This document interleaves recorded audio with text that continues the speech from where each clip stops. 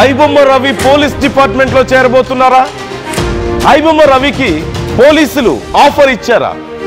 రవి తెలివితేటలు మెచ్చి cyber crime లో ఉద్యోగం ఆఫర్ చేశారా అంటే ఇలాంటి ఒక చర్చ జరుగుతోంది అంటూ తెలుస్తోంది.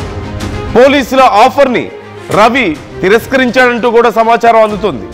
కరేబియన్ దీవుల్లో ఐబొమ్మ రెస్టారెంట్ పెడతానంటూ రవి చెప్పాడట.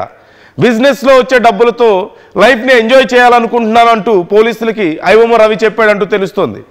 ఇప్పటికే ఐబొమ్మ రవిని విచారిస్తున్న విషయం మనకు తెలిసిందే. అయితే ముందుగా నేను తప్పు చేశానని ఒప్పుకున్నాడని, ఇక ఇలాంటి తప్పు ఎప్పుడు చేయనంటూ రవి కన్ఫెస్ చేశాడు అంటూ మనకి డీటెయిల్స్ వచ్చాయి. ఆ తర్వాత బయట కూడా ఈ చర్చ మనం చూసాం. ఈవెన్ ప్రముఖ నటుడు శివాజీ కూడా ఇలాంటి టాపిక్ మాట్లాడారు. బయట సమాజంలో చాలా మంది మాట్లాడుతున్నారు.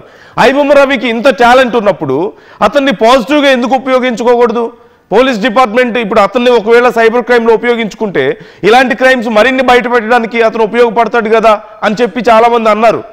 శివాజీ ఇలాంటి నటులు కూడా చాలామంది ఎక్స్ప్రెస్ చేశారు ఇలాంటి ఒపీనియన్స్ని. ఈ నేపథ్యంలో ఇలాంటి చర్చ పెద్ద ఎత్తున జరిగింది.